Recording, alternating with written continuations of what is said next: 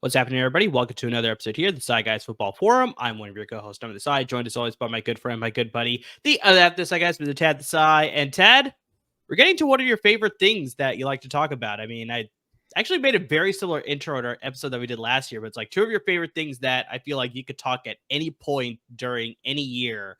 NFL betting, or I guess betting in general. Not Right. just Yeah. I'm a degenerate. Yeah. And the NFL draft. Also a degenerate about that. Yeah. Well, we're going to do one of those things today. We're going to be talking about, sort of doing like a quasi NFL season preview, but we're also going to relate it to betting. So, I mean, we're going to talk about some bets here. Some of them are coming from our good sponsors at Underdog Fantasy. Some of them are coming from other websites as well. But yeah, we are going to do a full 2024 season preview that will come closer to when kickoff happens. That'll probably be happening next week for sure. But yeah, this is one of the things that we love doing, along with the fantasy football stuff, is we do a little bit of the betting stuff as well. So, I mean, with previous sponsors, we did other bets, but yeah, with Underdog Fantasy, we're going to be doing Underdog Fantasy bets all season long for sure. Weekly bets, I should say specifically. But yeah, we're going to get into some season long bets with Underdog Fantasy. And speaking of Underdog Fantasy, I mean, Tad, like we were sort of talking about here, they're your best source when it comes to sports betting as well as fantasy football. So, I mean, me and Tad like the betting aspect where you make anywhere between 2 and 8 different prop bet picks across whatever sports you're comfortable with. So, I mean, Tad, we got college football kicking off this weekend. We got the NFL season kicking off next weekend. We got the final couple of months of the MLB season happening before the playoffs start. You can bet on the playoffs as well. We got the WNBA season, the rest of that regular season. We'll have the NBA season tipping off in October. So, I mean, if you're a sports fan, this is like a good time right now. Lots of things are right on the horizon. There's a lot of things you're betting on. So like I said, make anywhere between 2 and 8 different prop bet picks. The more picks you make, the more potential money you can win. And Underdog Fantasy wants to get you on the action. They shared a promo code that we're going to share with you. That promo code is DESAI, DESAI. You could double up on your initial deposit of $10 or more, up to $500, courtesy of our good friends at Underdog Fantasy. So, I mean, hypothetically, if you were to put in that max amount, $500, use our promo code on your first deposit. That promo code is DESAI, DESAI. They will match that dollar for dollar. You could bet with up to $1,000 on their betting platform, Tad. So that's a lot of money you could potentially be winning on top of that, and all that stuff is just a lot of fun. You can use the website, very easy to use website. You can use the mobile device apps either on Android or Apple. I mean, very user friendly, very easy to use. I mean, just a really great way to sort of get into some sports betting.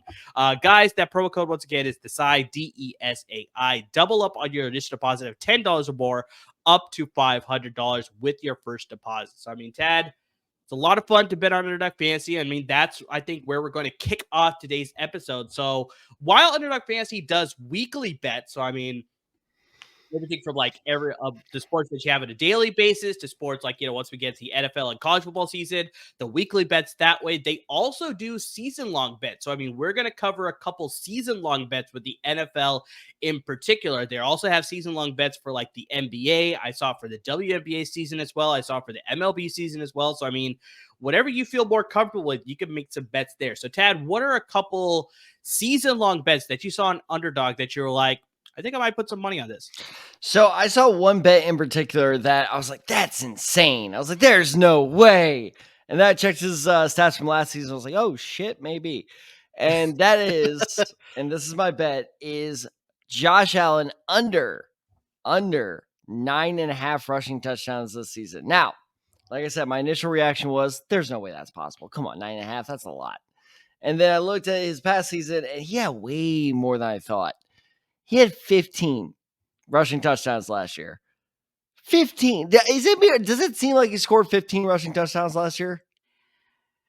It's hard to remember, but yeah, it's definitely one of those things that's like, I did not think that he'll score 50. It Now, if you seems told me ridiculously high, Jalen Hurts scored 50 rushing touchdowns, which he right? did last season, it's like, that's a little bit more believable.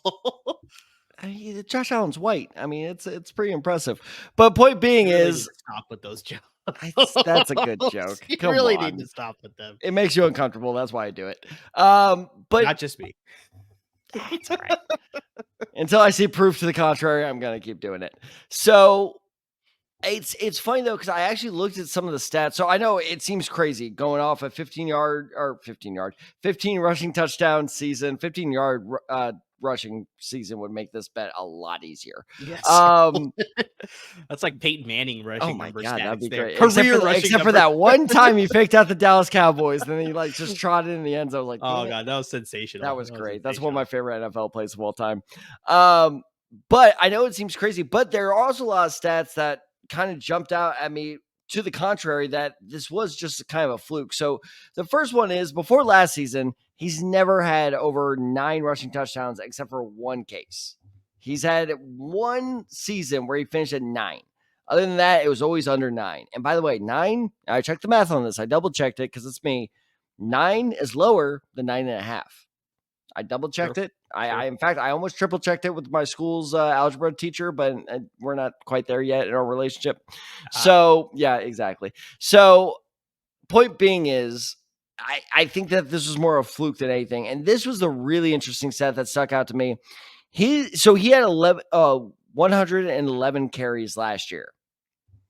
That was actually the lowest he's had in the last 3 years, meaning that what that tells me is that him being a rushing quarterback was not so much a focal point of the offense as much as him getting all those rushing touchdowns was more consequence of circumstance.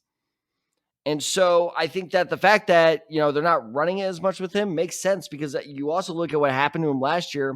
He had a career high 23 turnovers. He had 18 interceptions, 5 fumbles. So I think that, as weird as it sounds, having the ball in your quarterback's hands, I misspoke, God forbid. Having the ball in your quarterback's hands is going to be less of an emphasis for Buffalo, which means I don't anticipate him rushing being a huge focal point of this offense moving forward, which also means less chances to get rushing touchdowns. And let's also not forget, of any offense in the NFL, the Bills have suffered, I would argue, probably the most losses this offseason. This offense has taken some serious hits. This roster in general has taken some serious hits. Both sides of the ball took some hits, So I think that, defenses, it's going to be less of an ask to zero in on Josh Allen, because, last year you zeroed on Josh Allen. Well, here's the problem. You leave Stefon Diggs one-on-one outside. That's a massive, massive issue, except for when he drops the pass about 60 yards down the field. I had to do it. I'm sorry, Buffalo. Please don't throw flaming tables through my window. The funny thing is, I'm on the 3rd floor, and I'm still legitimately kind of scared of them being able to do that. So will he finish with 8, maybe 9 rushing touchdowns? Absolutely. But will he break that 9.5 streak? I don't think so. I think that this Buffalo offense is going to be pretty stinted. This AFC East division is just continuing to get better and better as the offseason goes. I don't see him going over 9.5 touchdowns on the ground. No, I agree with that completely. I think that last point that you brought up, I think, is the strongest emphasis as to why this bet will probably hit the under as well, is that because they took so many losses, I feel like the offense is going to rely more on Josh Allen. And what our defense is they're going to key on? They're going to key on Josh Allen. So I think because of that, it's like, I think he's going to have a lot of rushing touchdowns. He's going to find a lot of rushing attempts. I think that's for sure. And he's still going to get a lot of rushing yards. But yeah, hitting 9.5 or over that. So in this case, you had to hit that double-digit rushing touchdown mark for this bet to hit for you as far as the over. But yeah, I just think that, they're hoping that James Cook can further emerge and become a more focal point of that backfield. So I think they'll probably give him a lot more touches, especially with the limitations potentially of this passing offense. We have a lot more unknowns. So yeah, I do agree with you that I think the under is probably the safer bet in this situation, because it's just so hard to tell what this offense is going to look like as far as the passing aspect is concerned. And so, yeah, they're going to key in on Josh Allen. I think that's going to limit how many rushing touchdowns he's going to be able to score. Well, another thing about keying in on a specific player is, I know Josh Allen looks like freaking Frankenstein's monster out there. And by the way, it's not Frankenstein. It's Frankenstein's monster. Come on, people. Just be correct. But also the whole problem with zeroing in on a key player means he's going to be taking a lot more hits. So honestly, my faith of Josh Allen being able to play a full season this year is probably at an all-time low when it comes to his career. So I'm not saying, or I'm not wishing he gets hurt. I'm just saying it's a legitimate concern coming to that, because if he misses, let's say 3-4 games, that's a much harder target to hit. And yes, again, I know he's kind of a hulking motherfucker out there. He's taller than everybody else, but at the same time, if he gets hurt, that bet's going to pay off just like by that alone. So it's not. I understand where the 9.5 number falls, because again, he's only the highest before last season he's reached was 9. So I think he'll get close to that. If you want my bet, and if you want my actual bet, I think he'll finish at like 7 or 8. But it's just hard to imagine he scores more than 10 rushing touchdowns this season. I can't see that. Yeah, no, I agree with that one.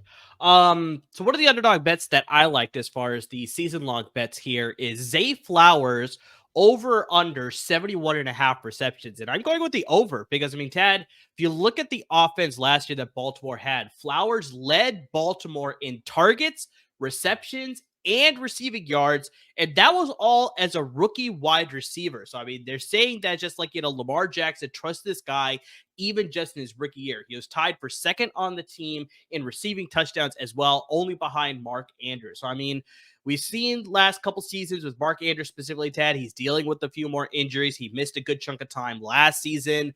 So there's a good chance that, he's kind of getting up there, that there could be a chance that he could miss a few more games this coming season as well. So, I mean, with that sort of being the case, I think Lamar Jackson is going to rely on Zay Flowers being that chain mover, a guy that he can rely on more consistently in this passing offense. I mean, honestly, Tad, it's sort of surprising, but he's probably been it's only been one season, but so far from what I've seen, he seems to be the most reliable passing option at the receiver position for Baltimore since Steve Smith. And Steve Smith was, at least, 7-8 years ago, as far as when he last played for the Baltimore Ravens, right? So the big thing. Anquan Bolden? Was Anquan Bolden before or after? Bolden was before Steve Smith. Damn it. Yeah, that's why I said Steve Smith. Yeah, I looked it up. I had to go back. That's a good one. No, that's a good one. So I was like, who would they have before? Because obviously they had Desmond Mason for a long time, for a while too. But yeah, that was way before the early stages of the Baltimore Ravens. This is a great question, because even I don't know the answer. Who's the Miami kid they drafted in the first round? Do you remember? The Miami kid? There was a Miami receiver they took at the end of the first round in like the mid 2010s, and he didn't do shit. I have no All right, idea. I'm on it. You carry on with your point. I'm on it. But yeah, so I think just looking at Flowers, they expect him to take a bigger step in this next coming season here.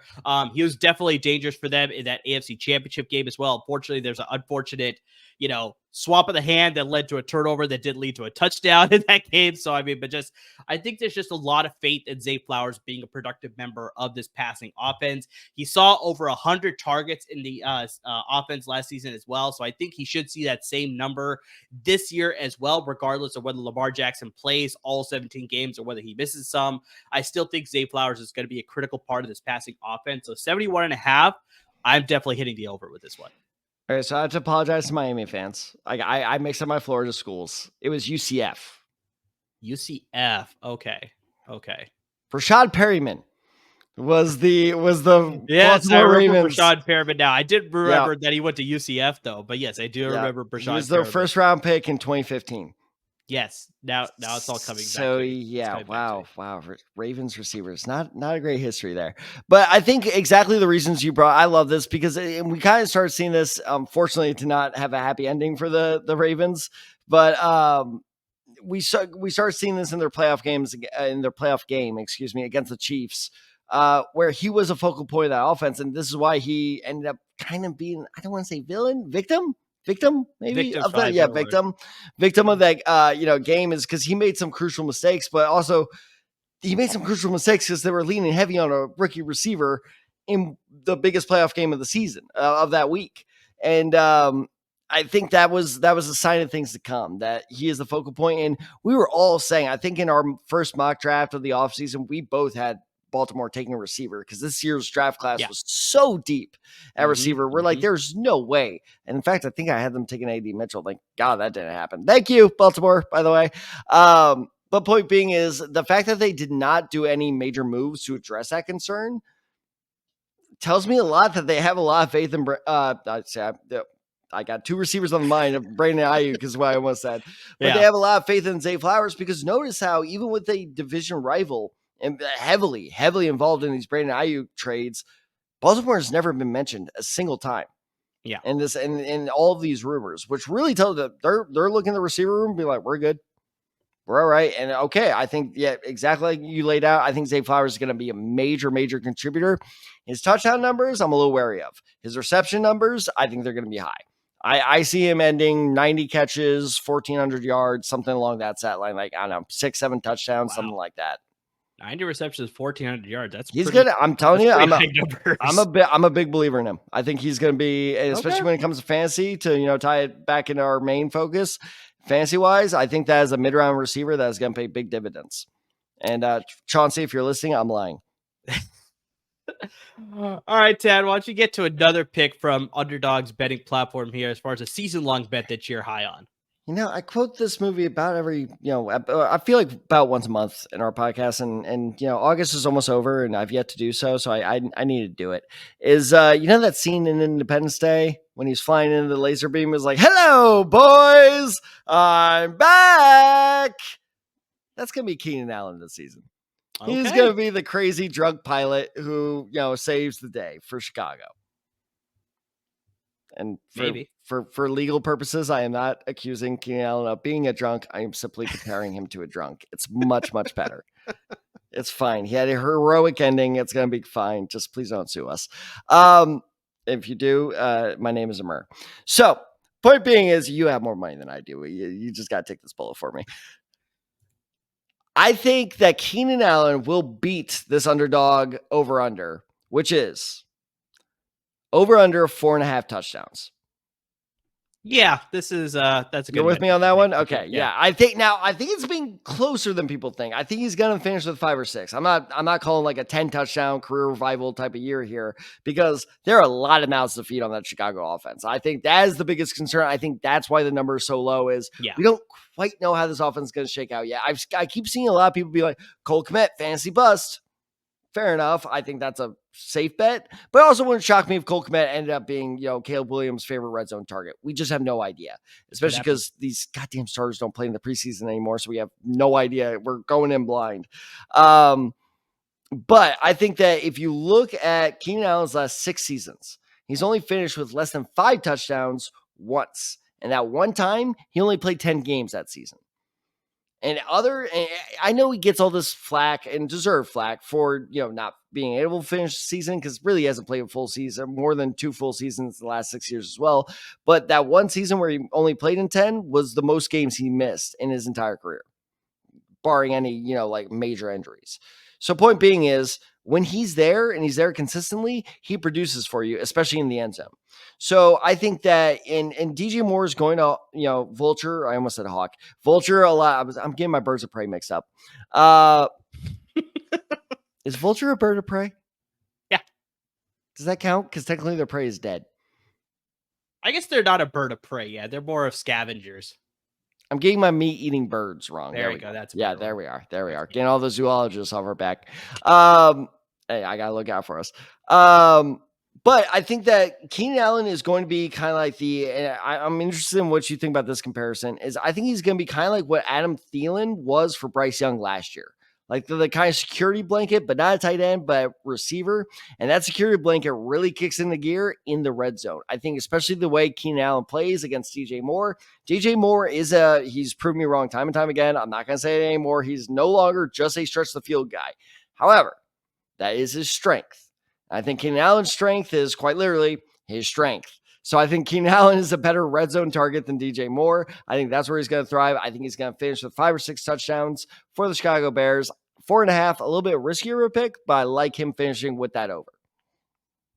Yeah, I think it's exactly like you said, where because there's so many options now in that passing offense for Chicago, it's like there's a legitimate reason as to why it's only set at 4.5. Plus, I don't know, take it with what you want, but apparently there's rumors that Keenan Allen has showed up to training camp and preseason, practice, all this right now, overweight. I watch Hard Knocks. He looks fine. Yeah, so I don't know, maybe you take that as concerning as far as his conditioning maybe a little bit not as great. So starting the season maybe a little bit slow. So that's why his numbers might be a little bit low in that sense too. But yeah, I think this passing offense is just going to be spread amongst everybody so evenly because I think Caleb Williams is just going to find the guy that's open in this offense. I don't feel like he's going to key in on any guy. Maybe as the season progresses, we'll see him lean on more one target more than others. But I think to start, he's just going to be balanced out. Whoever's open, he's going to find the right guy and sort of make his move down the field that way. So, I mean, obviously we saw DJ Moore get extension. I think he's going to be a primary focus of this offense. Highest paid bear of all time. I know. So you look at him to be probably, I think, the primary option of this offense. I think second to him will be Keenan Allen. And then as Romadunze gets acclimated to playing in the NFL and this offense, he'll become that third option. Maybe he'll supplant Keenan Allen eventually. But yeah, I could see this, the future of the Bears being DJ Moore and Romadunze. But yeah, for this year specifically, I think Keenan Allen be that veteran safety blanket, like you said. I think that could lead to him getting at least 5 touchdowns at this offense. I can see that happening for sure. And as for the overweight stuff, unless he's showing up to camp looking like Eddie Lacy, I'm not that worried. Or James Harden. Oh, lay off the stripper club wings. Oh, jeez.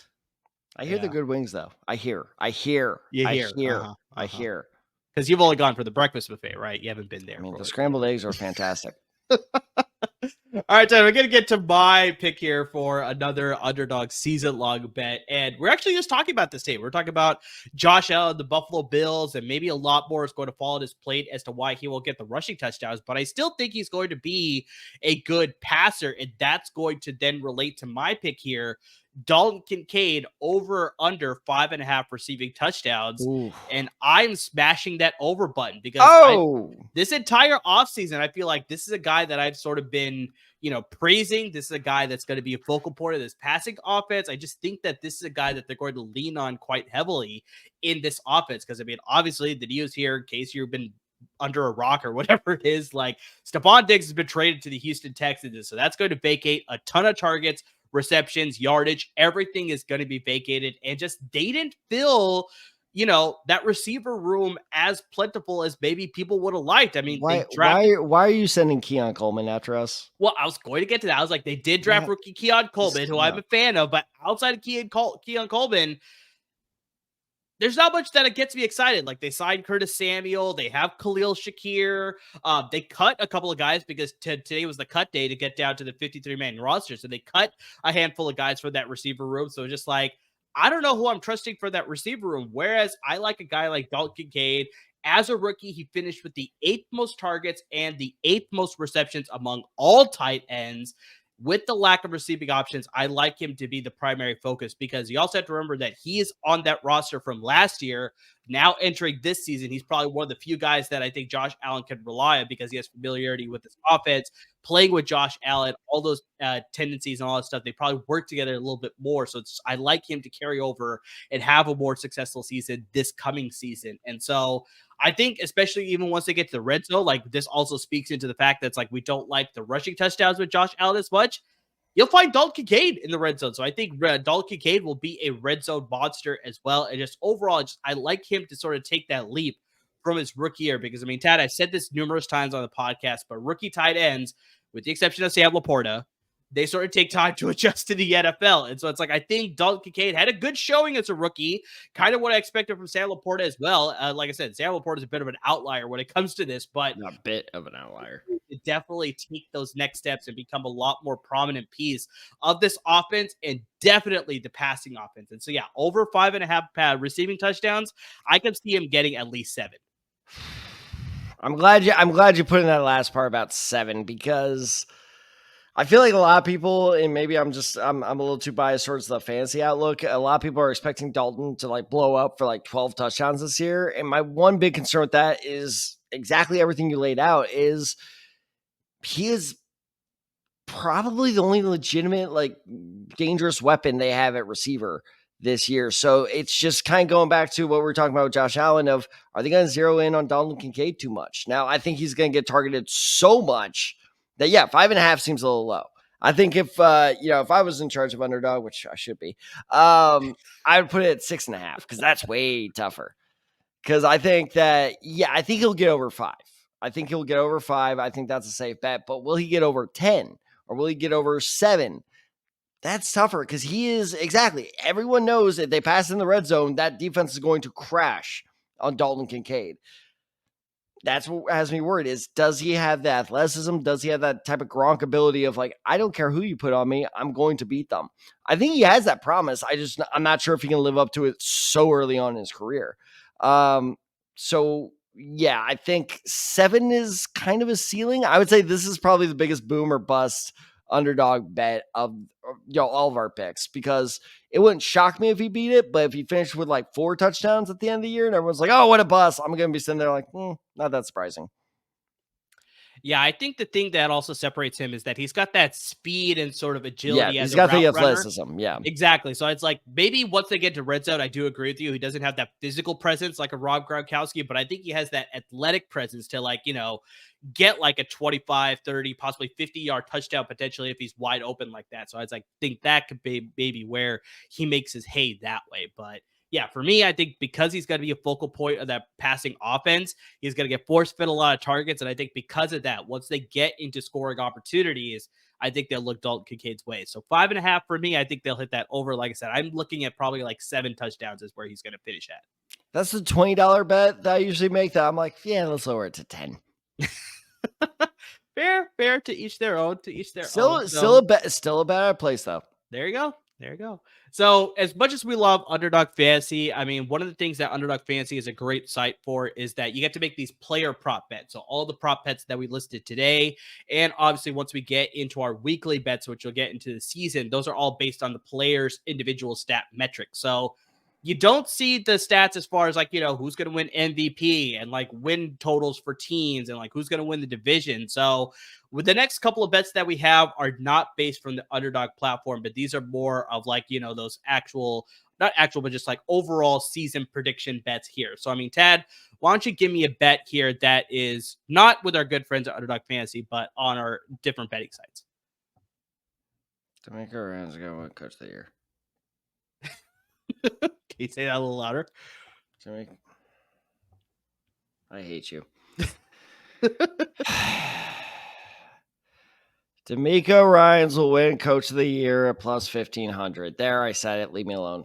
Yeah, I heard it the first time too. Yeah, I just wanted to make sure you said it a lot louder so everybody can hear. That's I will do it in my base. Do not tempt me. I will do it again. I will bring Bane back from the shadows.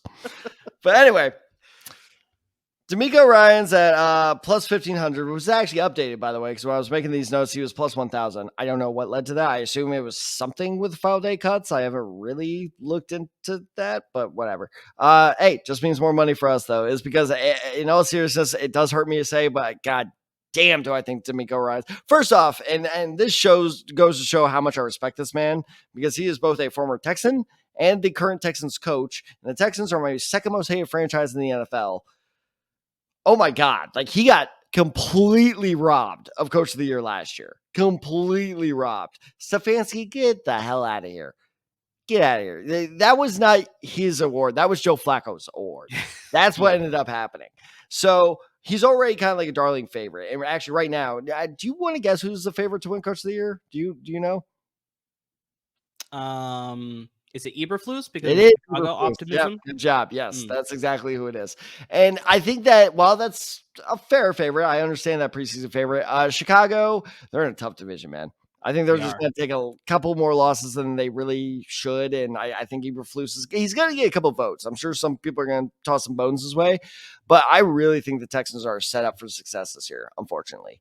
And the reason why is because while I was doing research for this episode, I kept looking for any area where they got weaker this offseason. Couldn't really find it because they really didn't get weaker in a whole lot of positions. They got stronger at a lot of positions. Exactly. They're boasting. Honestly, I would love to hear your take on this. I think they're boasting the best secondary in the league. It's safe to say. That secondary is pretty dirty. It's pretty good. Could you imagine the guy Quinion Mitchell? Thank God that didn't happen. Yeah. But yeah, so their defense is absolutely stacked. You look at their offense, and I think that's where a lot of my promise is coming. I know a lot of people are saying, I kind of understand where a lot of people, and maybe it's just kind of the SEO thing happening. I don't know if this has been happening to you too. I feel like I've been seeing a lot of headlines, especially fantasy wise, of like, avoid Stefon Diggs bust. I don't know why that's been picking up steam recently, but sure. But on the field, he's still going to be really good. He may not produce the fancy stats you want, but he's still going to be, schematically exactly what the Texans need. And I don't even think, while he was the flashiest pickup of the Texans offseason, I don't think he was the best pickup of the offseason. I think that was Joe Mixon. I think Joe Mixon is going to absolutely kill it in this offense. And, you look at, CJ Stroud continues to progress. They have, I don't think you can really argue, they have a top 5 receiving core in the NFL as well. Especially with, despite them apparently about to trade away John Mechie III, who I was very high on last year this time. But that just shows you the fact that there is a trade market for him. Stop your smiling. That was such a smug smile you had. I hate you.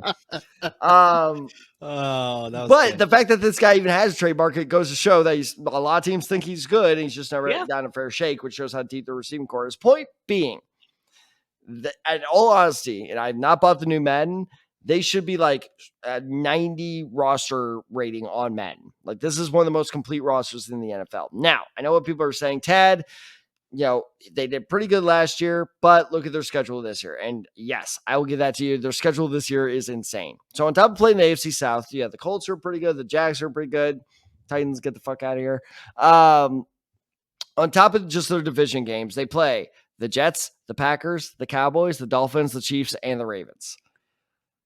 That's a rough schedule, man. That's going to be tough. That is rough. But I think if everything works out, and I'm not even saying they beat all those teams, the majority of those teams. I think if DeMeco Ryans can coach the Texans to a division-winning record with that schedule, that's a resume booster, not a hurter. A lot of the articles I was reading was like, they have a tough schedule that's going to hurt his chances of winning again.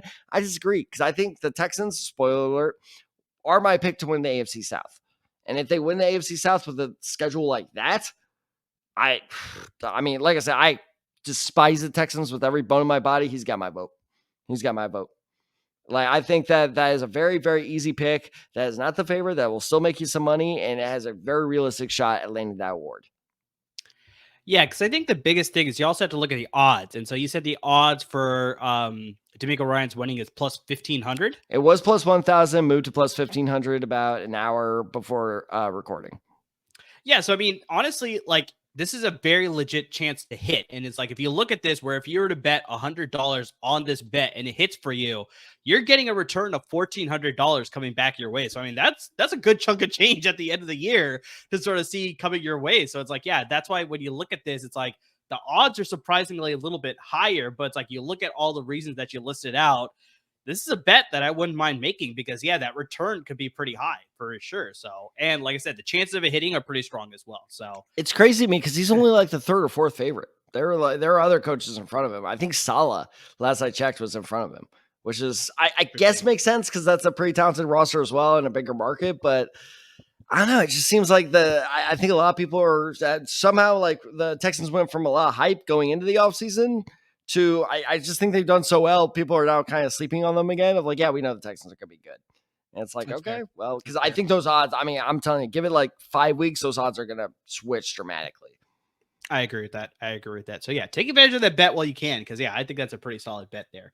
I'm going to get to one of my bets that I found here. And it's talking about Derrick Henry.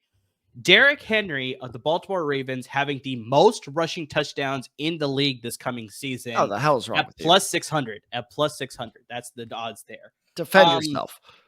Since 2018, Henry has had double-digit touchdowns every single season.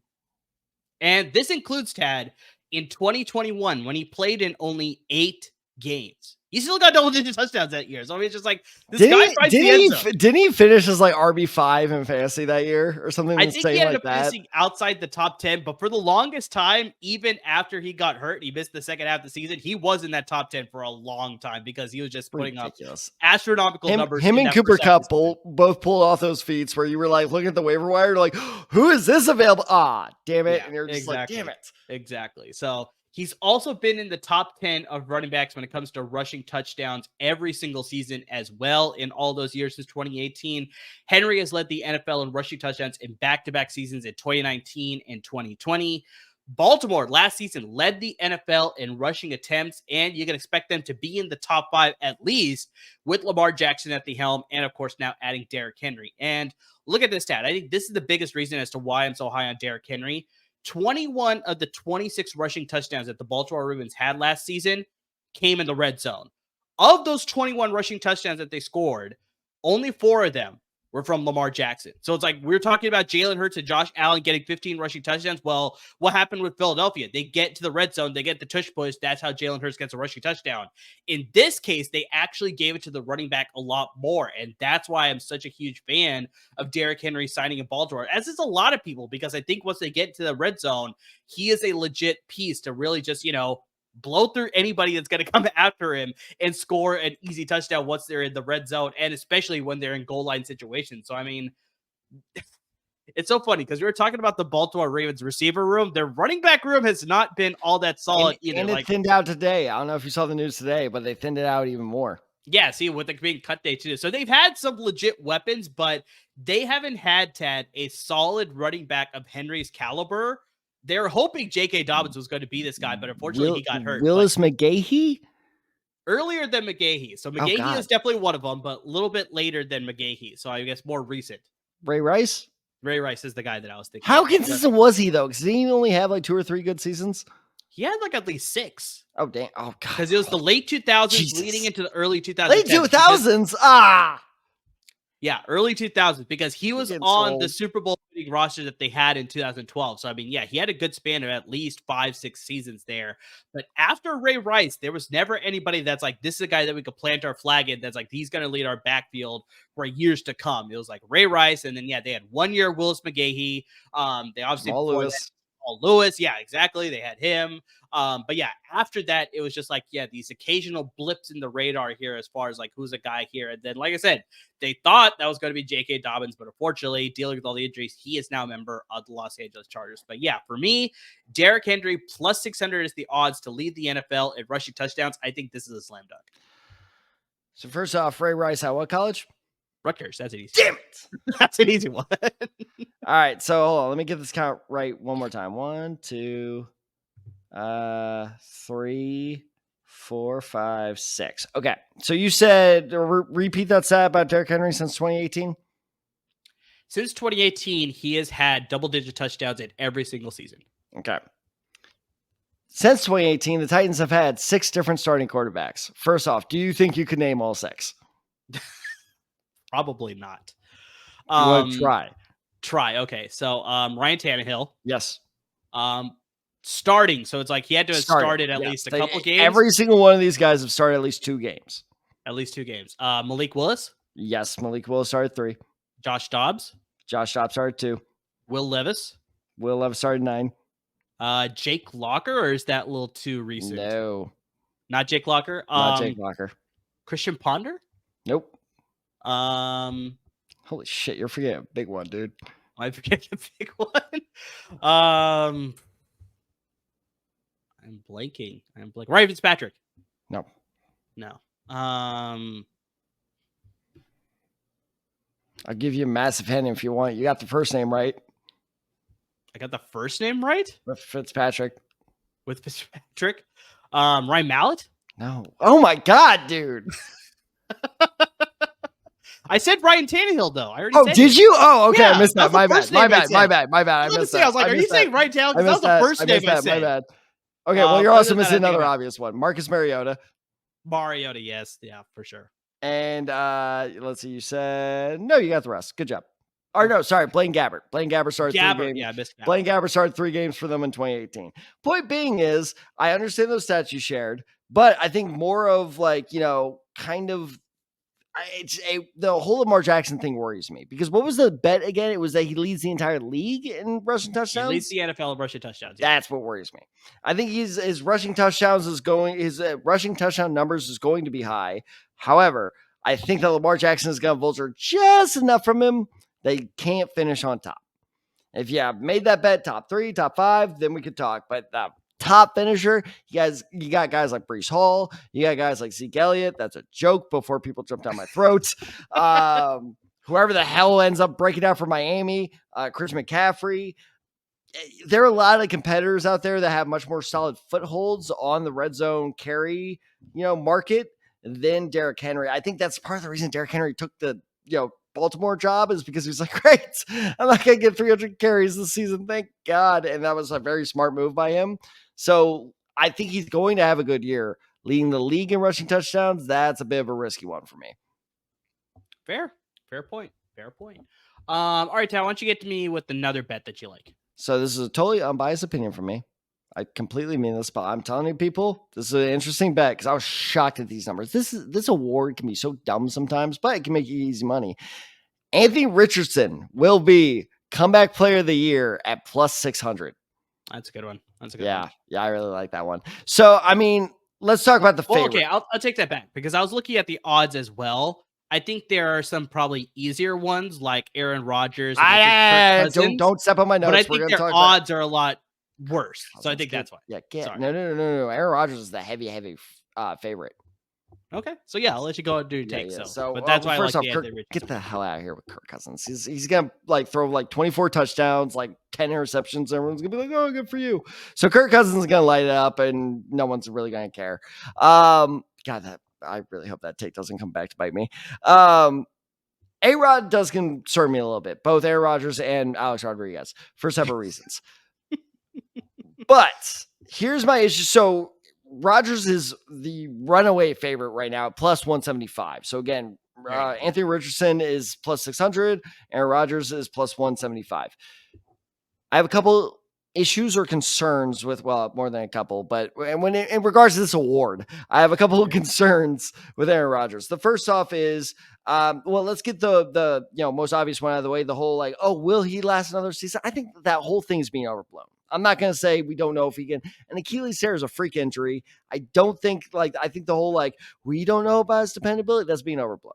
I think he will play a majority of the season. He might miss a game or two, but I completely believe Aaron Rodgers will play a majority of the season. However, let's not pretend that this award is anything more than a giant publicity match. And I think that is proof by the fact that Damar Hamlin was the runaway favorite last year to win it. And he was still the runaway favorite up until about week 14. And he had only had 2 tackles on the season at that point. This is a PR award. Let's be real here. Let's also be real. That New York media is vicious. And Aaron Rodgers, kind of a weird dude. So I think inevitably when the Jets hit a rough patch, and I'm not saying that's a Jets thing. Every team, most teams, not your 49ers, because you guys are satanic bastards who sacrifice someone's soul to the devil. But most teams in the NFL go through a rough patch and the media starts freaking out. Oh my God, is the season done? Blah, blah, blah. The thing is, when that happens in Indianapolis, no one outside of Indy really cares. When that happens in New York, everybody cares. It's on SportsCenter for 5 nights a week until you win that next Sunday. So I think that eventually, and plus Rodgers does not handle negative publicity all that well. So I think there's going to be some stupid controversy. He's going to say something stupid, and it's going to kind of tank his chances a little bit. Meanwhile, here's nice old Anthony Richardson, not old, young Anthony Richardson, who is getting old, not me. Nice, exciting Anthony Richardson. There we go. There you go.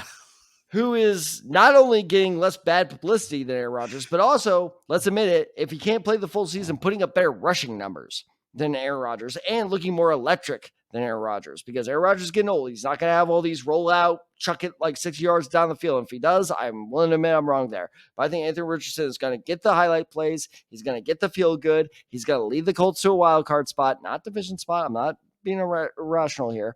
But point being is Anthony Richardson has everything going for him, and Rodgers has everything going against him for this award. So it would not shock me at all if Anthony Richardson plays the full season, if he ends up being the award winner. I think the biggest thing that sort of sides with Anthony Richardson in this debate is his rushing ability. So it's he brings that dynamicism to that position where it's just not only is he just a passer, but he's also going to be running for a lot of touchdowns too. So that sort of excitement, especially coming off the missing practically the entire year last year, and to come back and to do all those same things and bring that sort of electricity that we all anticipated seeing in his rookie year to now see it here. It's he's perfectly fine. He's going to be the future of the Colts. Everything is, hooray, hooray, hooray, is excited, right? So So I will counter you with this point, though. Like you already mentioned that New York is a big market. It's a big, the media is there. Anything going wrong with the Jets or the Giants are obviously going to be talking about it on SportsCenter or First Take or whatever crazy debate show that you watch in the morning. It's like everybody's gonna be talking about it at least for a portion of their morning show. And so I think because of that, even if Aaron Rodgers doesn't have like a MVP like season or even just somewhat of a Pro Bowl season, like if he just plays all 17 games, he will be in the running because of the big market. That's like naturally they're just gonna be like, oh, well, look at that. He's with the Jets, and they actually were a lot more decent and all that stuff. And so, like, because of Aaron Rodgers, we could have had this last year. So it's like because of that, he is going to be in the conversation. But yes, I do agree with you. If Anthony Richardson stays healthy all 17 games and he brings that sort of dynamic ability, which we expected from him last year, he's a shoo-in for the award. I agree with that for sure. Yeah, no, I'm not saying he's going to fall out of the running. I think he'll Okay. Same thing as I said about Eberflus, where he's going to get a couple votes thrown his way. Sure. I think Hamlin finished with like 3 or 4 votes himself. Oh, yeah. But I think it's going to be one of those things where you just kind of that stupid controversy, or you just got that rough patch. He could. Where a lot of these writers, because it's a writers award, the writers, the journalists vote on it. I think you're just going to have enough of them be like, nah, screw Rodgers. And like, I'm not saying he's going to fall completely out of the running, but I think you're just going to see it's exactly like what happened with Hamlin, where for most of the season he's up there and his stock slowly starts to drop and somebody else is going to rise as a result. And I think that somebody else is going to be AR. That's fair. That's fair. I think just the last point that I'll sort of bring up here is that if both the Colts and the Jets make the playoffs, I think the writers are going to look at it. That's like, oh, New York, the Jets are back in the playoffs. That is such a bigger story for them compared to an exciting young quarterback and Anthony Richardson taking the Colts back to the playoffs. Although the Colts were in the playoffs, I think more recently than the Jets have been. So it's I mean, that's not a tall bar to clear. I know, but it's just like in my eyes, I would still vote for Anthony Richardson because that's just so much more excitement and bringing.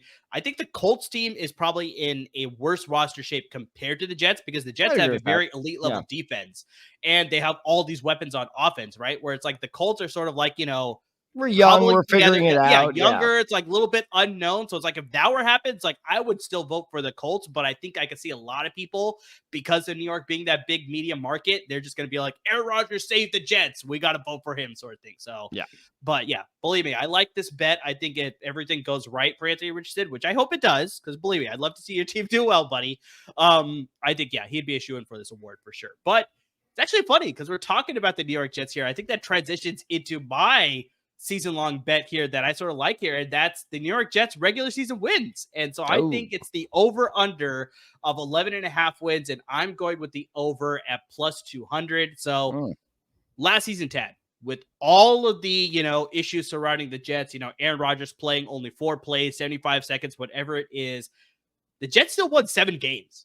They still won 7 games with all the issues that they had to scrabble together, with Zach Wilson and what was it? I think we listed out the names. It was like Tim Boyle and the other guy that Mike White. Mike White. No. You thought it was Mike White, but it wasn't Mike White. It was somebody else than Tim Boyle. But whatever it was, like they kind of had to cobble together the quarterback position because Aaron Rodgers went down. So even with all that, they still finished with 7 wins in the win column. I really think you already brought up this point before. I really think it's going to be hard for me to imagine Rodgers suffering another debilitating injury this year as well. Like, I mean, it has happened to players before. So it's like, I mean, I'm not saying it's impossible, but just like the likeliness is low. It's pretty low in my opinion. I don't think it'll happen again. My view of Rodgers is, will his effectiveness go down? Now that's a very real concern. Will he himself go down? I mean, again, barring some tragic might not be the right word, but very sad kind of repeat freak accident. I think the whole thing of like, we don't know if he's dependable. Like he's never missed well, that's not true. He missed like 10 games a couple of years ago, but like in terms of like truly severe injuries, this was really the first one of his career. Yeah. So yeah, no, I think the whole like, I don't know if he can last the whole season. That's being way overblown. Yeah. And it's good that you bring up that point because I'll touch on that a little bit later here. But like I said, the Jets defense last year, we're talking about the Colts roster, the Jets roster having a more complete roster. The Jets defense were tied for the 9th fewest touchdowns allowed in the NFL last season. They were one of only 4 teams last season to allow less than 5,000 total yards to opposing offenses. And they were tied for the 8th most turnovers forced in the NFL as well last season. So this Jets defense retained pretty much all of their prominent players with the exception of a trade of, trading for Hassan Reddick. He's holding out, but most likely they'll get that figured out. We'll see about that. But even without Hassan Reddick, they still have a pretty formidable defense on that side of the ball. We already talked about all their offensive weapons with Breece Hall and Garrett Wilson, and they signed Mike Williams, and they have all these guys that I think could be difference makers. And so you brought it up. Maybe Aaron Rodgers is not going to be his former MVP level self. Maybe he's not going to have a Pro Bowl season, but just the fact, if he can play all 17 games season, if he could play all 17 games of the season, that gives this Jets offense that much more potential to be a little bit more effective than what we saw last year. So going from 7 wins to now getting, in my case, with this bet here, getting to 12 wins is not that ridiculous when you couple it with the defense that they have. And like I said, with the offensive weapons that they have, maybe they'll see the ineffectiveness of Rodgers. They'll lean on Breece Hall a little bit more. I know Breece Hall is one of your guys that's like, he's going to win fantasy MVP. So it's like, I think they'll lean on him a little bit more too. So it's just like overall, the other thing that I'll close with here is that the New York Jets have the 4th easiest strength of opponent schedule this coming season based on Las Vegas odds, and that is courtesy of the website Sharp Football Analysis. So you look at that, they finished 3rd in the division, so they're gonna play every 3rd place team in the AFC. They play that whole division, so it's like, the Dolphins could be hit or miss there. We obviously got the Patriots that are sort of rebuilding. The Bills are a little bit questionable. Like, is it gonna be a legit offense? Is it gonna be questionable defense? Whatever it is. So it's just like, I don't think their chances of getting to 12 wins is that ridiculous as long as Aaron Rodgers plays all 17 games. All right, so help me out with the math here. 12 wins means 5 losses, right? Just making sure I'm doing that right. It's so hard with the expanded schedule. All right. So I know this doesn't make for very good podcasting, so we're going to do it quick. I don't care if you think they're going to win.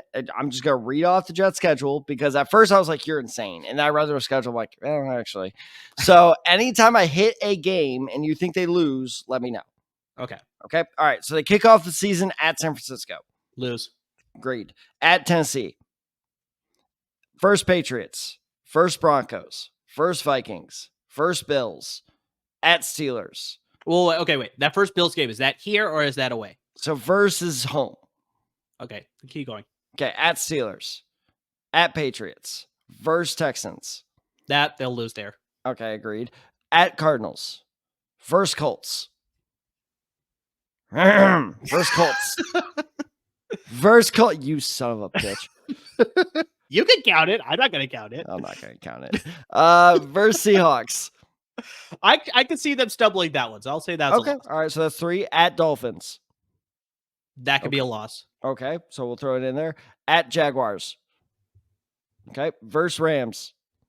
At Bills. That could be potentially a loss too. Okay, so that's 5 right there. At Bills. Versus Dolphins.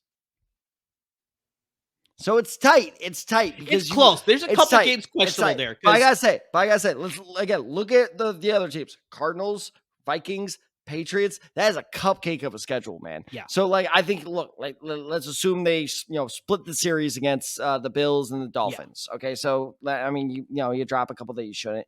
Yeah, let's throw in a random ass game like the Seahawks. Fine. Yeah. But anything else like that, 12-5 is a very realistic finish. It would not shock me whatsoever if they finish there because that is a cupcake schedule and it all depends on can this offense stay healthy. But even like you said, is if I'm not mistaken, Tyrod Taylor's the backup now, right?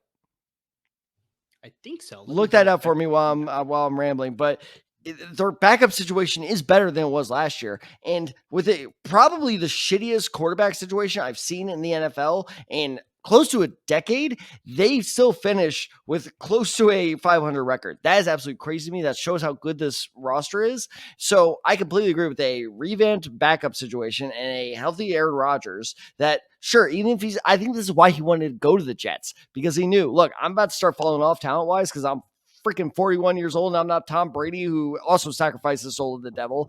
And I need the talent around me to keep me looking young. There's just no way that this Jets team doesn't finish with at least 8 or 9 wins. That's also a take that's going to come back to bite me, isn't it? So you're absolutely correct, especially with being cut day. Their only other quarterback on the roster. Only other quarterback. Ooh, wow. Yep. Okay. It is Rodgers and Taylor. That is it right now. Good luck, Jets. But yeah, exactly. For everything that I laid out, I really like the schedule that they're playing this year. So yeah, I'm hitting that over 11.5 wins. I think they'll get to 12 wins for sure. No, for sure. So, all right, you want to run through our last ones real quick? Real quick, hit me with what you got. All right, I like Offensive Rookie of the Year to be Jaden Daniels at plus 375. Now, you look at Jaden Daniels with offensive coordinator Cliff Kingsbury. Kyler Murray under head coach Cliff Kingsbury had, let me pull up the numbers real quick, 542 pass attempts as a rookie, which is 8th all time. He also had 544 rushing yards, which is 6th all time as a rookie quarterback. Ultimately, he ended up having 24 total touchdowns. I think Jaden Daniels with a bigger stature than Kyler Murray and being a more accurate passer than Kyler Murray. That's right, Arizona. I said it.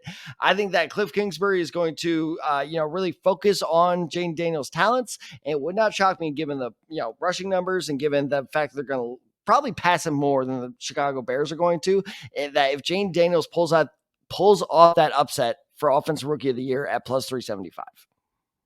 Yeah, and you also have to remember that Kyler Murray won Offensive Rookie of the Year. So it's very good chance that Jay Daniels can meet those numbers, if not exceed them, and claim that award as well. So my last pick there is I got to go with the Offensive Player of the Year is going to be Tyreek Hill of the Miami Dolphins at plus 700. So for the first time, Tad, in 14 years of the NFL Network doing the NFL Top 100 or whatever, this is the first year that it's been a wide receiver at number 1.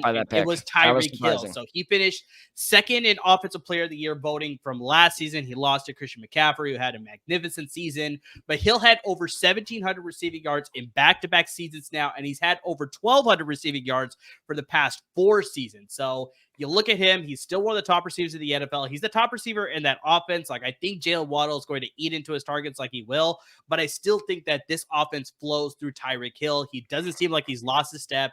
He's a very high productive receiver in that offense. Tua Tagovailoa is going to look his way consistently, and I think because of that, he is going to be sort of that outlier that can win this award, because a lot of more attention is going to passing the ball, obviously, and passing weapons in that sort of same category there. So I can see Tyreek Hill putting up a monster season again and winning the Offensive Rookie of the Year award. Sorry, Offensive Player of the Year award, not Rookie of the Year. No, I'm not gonna make that joke. No, I agree. I think just the biggest thing is, it's kind of the Gronk effect of like he can't keep doing this every year, right? Yeah. And then it's just like, oh no, he can until his body just quits on him. Difference is Tyreek Hill is so fast. I don't like Gronk. He's not getting hit on every play. So until he somewhat slows down, he's gonna keep doing this shit. It's true. But guys, those are our betting picks for the season long, bets here as far as what we like here. But we talked about this at the beginning of the episode and throughout the episode, but we're going to be making our weekly picks courtesy of our good friends at Underdog Fantasy. That will come to you every single week of the NFL season. But I mean, you see the ticker right down below. Interact with us on social media. You got us on Twitter. You got me at OtherSide23, Tad at Tad Decide 94, got the show handle at These Side Guys, and of course on Instagram at These Side Guys as well. Interact with us as far as what are your some betting picks, for the season, once we get in season, when it comes to NFL action, when it comes to college football action, when it comes to anything else, we're here to be your betting source as well. But I think the biggest thing that we want to stress, we are the fantasy experts for you guys. So please interact with us, hit us up with your questions. If you still have a fantasy draft to go, hit us up with your questions. Let us know where you're picking. We'll give you some strategy advice. What's your in season? We'll give you waiver wire help and start sit help, as well as trade advice. So, I mean, anything and everything, guys, when it comes to your fantasy league, we're here to help you out with all that because we want to help you win some fantasy titles this year. Please interact with us. That's the best way we give you all the advice that we can. Subscribe wherever you listen to your podcast. Subscribe to our YouTube channel as well. And please, guys, support our parent network at LAFB Network, because without them, there would be no us. They're giving you a lot of great content. We're talking about cut days, so they're giving you a lot of great content as far as how this will affect the roster when it comes to the Chargers and the Rams at the NFL level. And of course, with college football kicking off this weekend, we're definitely giving you a lot of great pregame, postgame, during game, whole season coverage when it comes to the Trojans and the Bruins as well. Lots of great content coming from all 4 LA football teams, and lots of great people doing all that content for you, working very hard for you guys. So guys, to everybody who's already interacting with us, who's listening to the podcast, watching the videos, asking us questions, I mean, just anything and everything that you're doing to support the podcast, we can't thank you enough. And Amir, don't get relaxed now because I'm going to need your help on this segment. Okay. And also, in case you're like, guys, I need some hotter takes, man. I need some rankings. I need some, give me some of the fancy good stuff. we got some more on your way on socials, which you can, again, find below. And that includes some of our fantasy busts, some of our fantasy bold takes. This is where I need your help. What else do we have coming their way via graphics? Only one other thing with sleepers. We got sleepers, we got busts, and we got our bold predictions. There you go. Bold predictions. So, guys, I mean, we have a lot of good fantasy content headed your way. We have an NFL season preview. We have a college football preview coming your way in just a couple days. Yeah, we do. Including some draft stuff. We'll get into the draft stuff for sure. I'm very excited. Can't wait to trash Quinn Ewers. That's going to be so much fun. So, bottom line Quinn Ewers, I'm excited to trash Shadur Shander.